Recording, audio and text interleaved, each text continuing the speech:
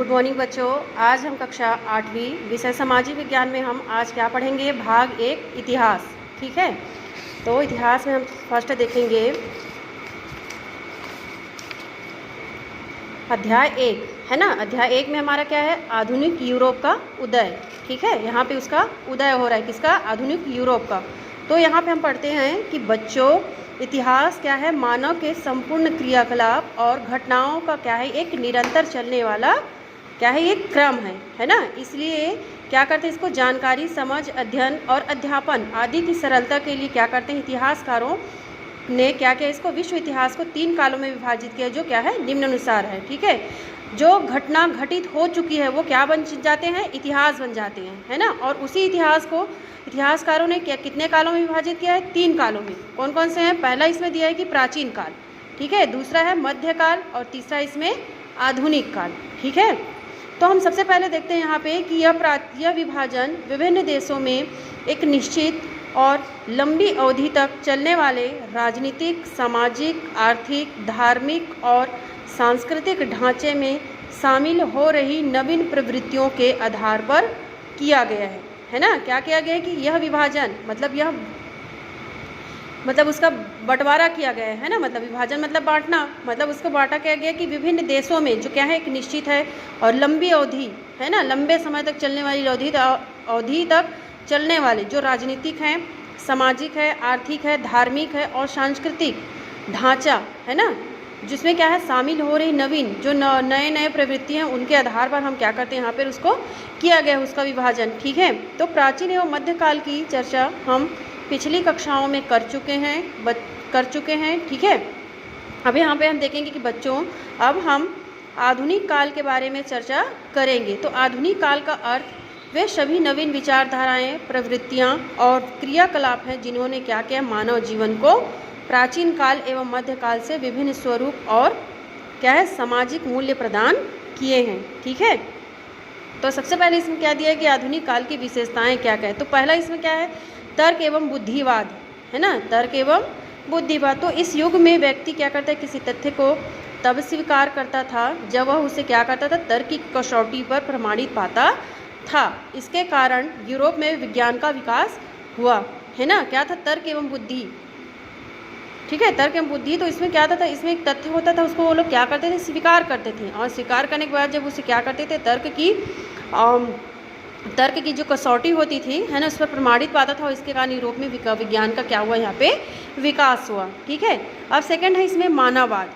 तो इस युग में क्या है? मानव की उन्नति और भौतिक सुखों को ज़्यादा महत्व दिया जाने लगा। क्या किया गया था इस युग में? मानववाद है, तो मानव की ही क्या करेंगे? मानव की जो आवश्यकताएं हैं उसको ही देखेंगे ना। तो इसमें क्या बताया कि मानववाद में कि इस युग में मानव की जो उन्नति और भौतिक सुख है उसको ज़्यादा महत्व देने जाने लगा था। ठीक है, तो ऐसा माना गया कि मनुष्य में क्या होता है? उन्नति करने और एक उन्नत समाज का निर्माण करने की अपरिमित क्षमता है ना। ऐसा क्या है? ऐसा माना गया है कि मनुष्य में उन्नति करने और एक उन्नत समाज का निर्माण करने की इसमें क्या है? अपरिमित क्षमता है। ठीक है, तीसरा है नवीन अन्वेषण। तो आधुनिक काल में भौगोलिक खोजों, विज्ञान की प्रगति, औद्योगिक क्रांति एवं नवीन राजनीतिक, सामाजिक विचारधाराओं की यहाँ पे क्या हुआ था?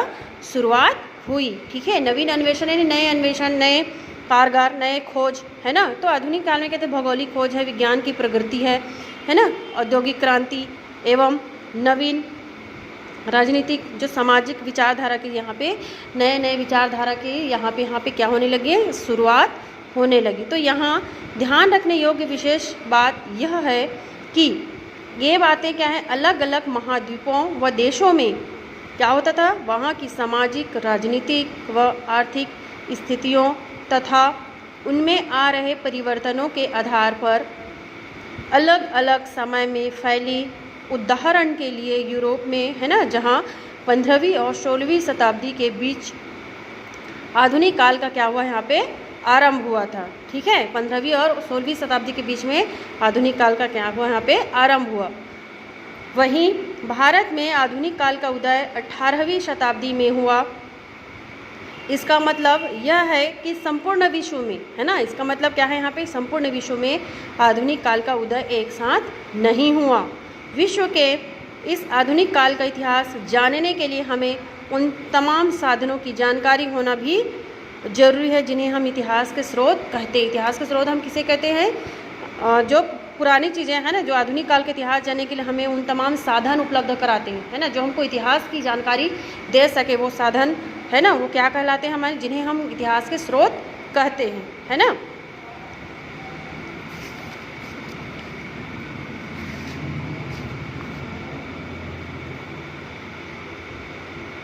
फिर यहाँ पे दिया है कि आधुनिक इतिहास की सामग्री हमें न सिर्फ क्या करता है, बहुतायत शोध से प्राप्त होती है, बल्कि क्या करते हैं, इसे हम प्राप्त करना अधिक आसान भी है ना।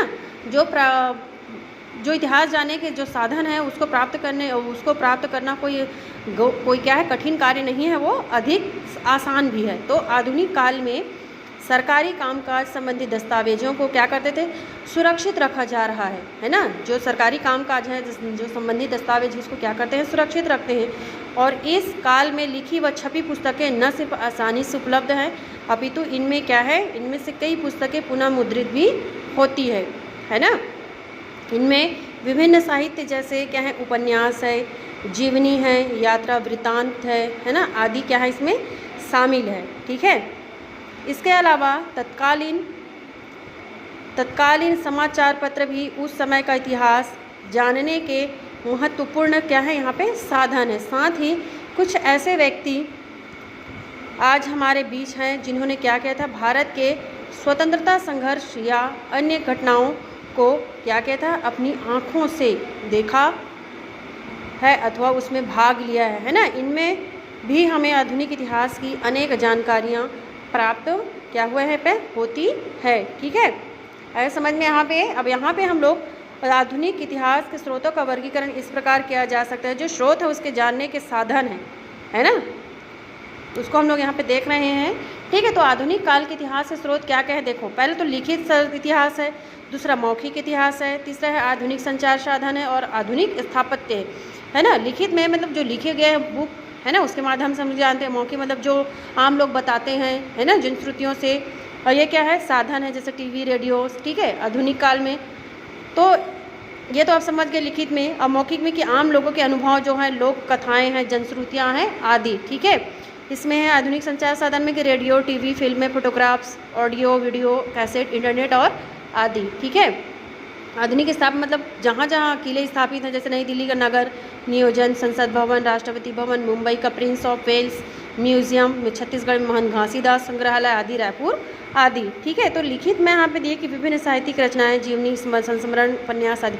हम लोग पुराने जो लेखक रहते हैं वो लोग लिखे रहते हैं, उसके माध्यम से हम लोग इस इतिहास की जानकारी हमको क्या होती है, प्राप्त होती है। ठीक है, और इसमें विभिन्न शासकीय दस्तावेज, पत्र व्यवहार, दैनिक, साप्ताहिक, मासिक, त्रैमासिक छपने वाले पत्र पत्रिकाएं। ठीक है, इसमें धार्मिक साहित्य, विभिन्न धर्म गुरुओं, मीमांसकों एवं धार्मिक संस्थाओं द्वारा प्रकाशित साहित्य। ठीक है, इसके साथ ही हमारे वर्तमान जीवन से जुड़ी प्रत्येक वस्तु और उपकरण भी आधुनिक इतिहास के महत्वपूर्ण क्या है यहाँ पे स्रोत हैं। ठीक है, ये हमारा हो गया यहाँ से कंप्लीट।